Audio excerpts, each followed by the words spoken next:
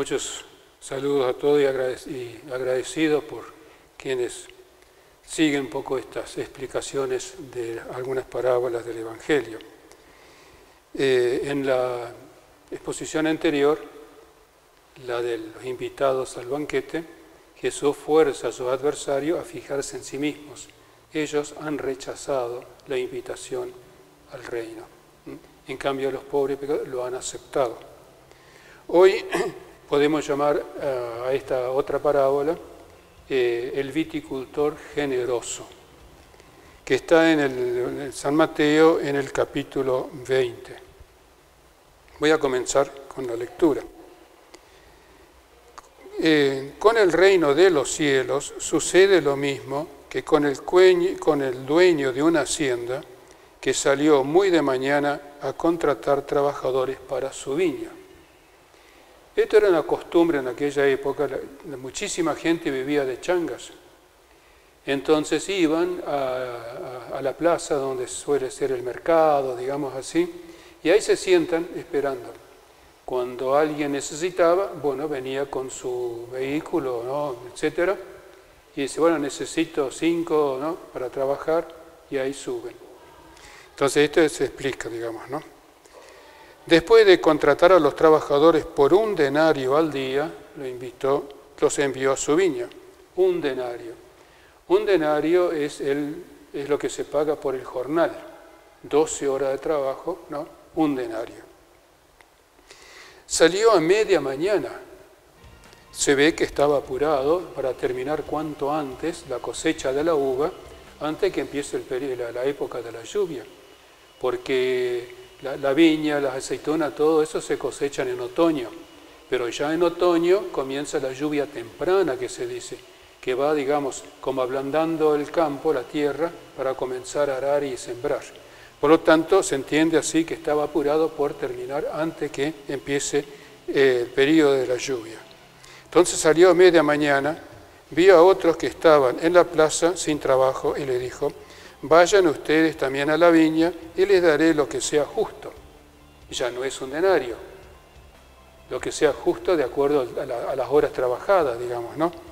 Será una fracción de denario. Ellos fueron, salió de nuevo al mediodía y a la primera hora de la tarde e hizo lo mismo.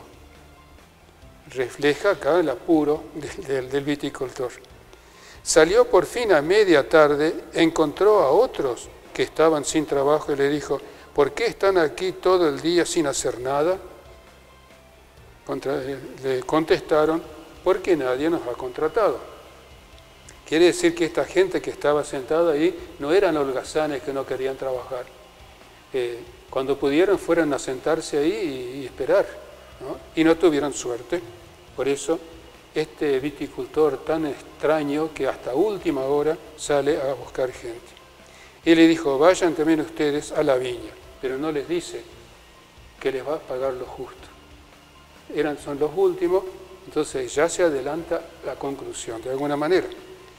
Al atardecer, el dueño de la viña dijo a su administrador, llama a los trabajadores y págales el jornal empezando por los últimos hasta los primeros.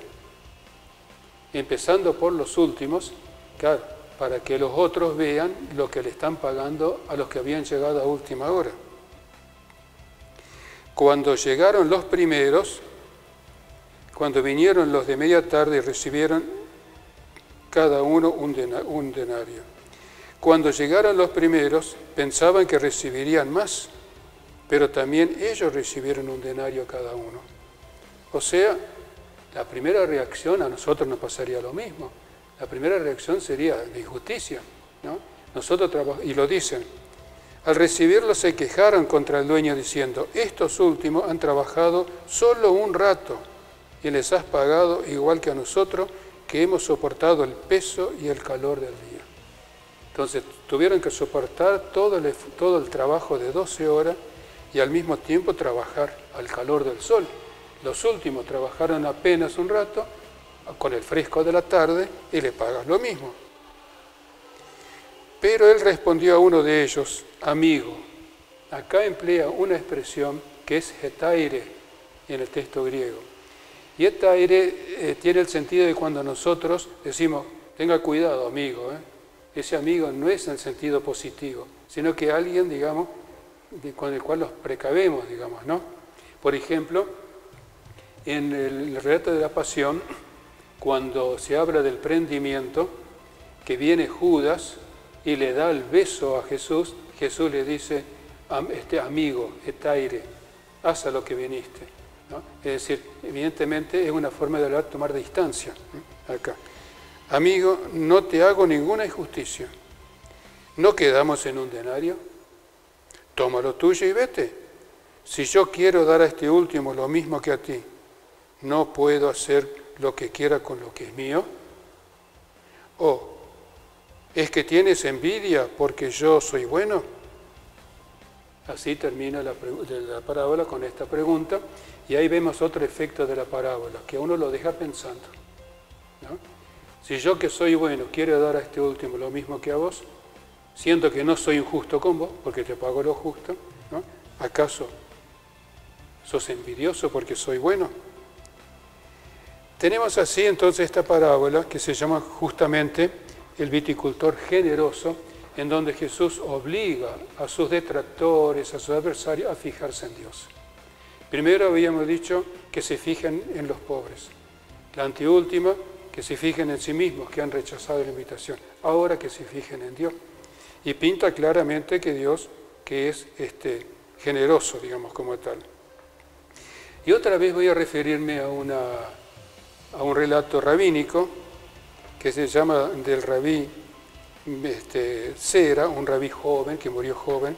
Este es un relato que aparece escrito en el año 325 después de Cristo. Pero como digo, a veces esto viene de tradición, digamos, ¿no? El rabino Zera murió joven. Entonces el rabino que hizo la oración fúnebre empezó con una parábola. Dice, un rey que tenía una finca grande contrató obreros a la mañana. Y antes de terminar el trabajo a la tardecita, salió y encontró otro parado esperando y lo llamó también a su viña. Cuando al final terminó el trabajo, le pagó a este último lo mismo que a los otros. Entonces se quejaron. Entonces el rey les dice, este último en una hora trabajó mucho más que todos ustedes en todo el día. Entonces concluye este rabino que hizo la oración fúnebre, dice, luego Rabí Zera en 28 años hizo más que muchos rabinos canosos de 100. Entonces, resalta evidentemente el mérito de alguna forma, digamos, como tal, ¿no? Sabemos que el mérito hay que distinguir en qué contexto lo usamos. Cuando es en el ambiente normal, humano, ¿no? En donde nosotros forzosamente tenemos que trabajar de alguna forma, quien se esfuerza más, quien se empeña más, etcétera, evidentemente tiene mérito que otro no tiene. Y eso es perfectamente legítimo. Pero cuando se pasa al nivel moral, cambia la cosa, porque en el nivel moral uno tiene obligación de ir perfeccionando también su vida. Y si uno, por ejemplo, tiene un vicio, tiene un defecto serio, y muchas veces tiene que esforzarse, le cuesta para ir corrigiendo eso. Entonces ahí uno ve mérito en el esfuerzo. Pero hay otra persona, por ejemplo, que no tiene que hacer ningún esfuerzo porque ella naturalmente es así. Pongamos por caso que uno tiene el vicio de ser demasiado resentido, ¿no? Otro no lo tiene porque naturalmente es así. De ese punto de vista, uno diría no tiene mérito, pero de otro punto de vista es más noble que el otro, porque el que tiene que esforzarse no es bueno. En cambio acá tenemos uno que sin esforzarse es bueno. Entonces, tenemos que tener en cuenta este tema cuando hablamos de mérito. Pero al mismo tiempo, y para concluir con el libro de la sabiduría, hay algo que no es mérito, sino que se ubica ya en el tema un poco así de la salvación, podemos decir así, ¿no? Dice, Sabiduría 14:13, también cuando habla de alguien que murió joven, llegó a la perfección en poco tiempo, llenó el espacio de una larga vida. Esta frase es muy interesante. Yo recuerdo que cuando en el Seminario de Paraná empezamos a buscar documentos para hablar de la historia, de los orígenes, los padres Verbita en aquella época, que estaban a cargo hasta el año 1913 del Seminario de Paraná, hacían las crónicas de vez en cuando. Y en una hablaba de un seminarista que había muerto joven. Entonces termina con esto, ¿no? En pocos años vivió una larga vida, dice, ¿no? Dice, como quien vive, digamos, no solamente humano, sino sobre todo en su fe, con una profundidad, una devoción, etcétera. Y bueno, evidentemente en pocos años es como que se hubiera vivido un largo año. Eso no quiere decir de que la persona virtuosa tenga que morir antes, no. Es simplemente una forma de decir cómo uno puede, digamos, ser perfecto ante Dios, ¿no? Por la intensidad de su vida, de alguna manera, ¿no? Algo que normalmente requeriría muchos años. Bien, muchísimas gracias. Entonces hemos hecho de esto distintas parábolas y pienso más adelante, digamos, seguir con otras parábolas del Evangelio. Como ya dije, hay en el Evangelio unas 30 parábolas. Voy a tener que seleccionar alguna y sí, espero que haya sido comprensible y que les sirva esto. Muchísimas gracias entonces por ahora.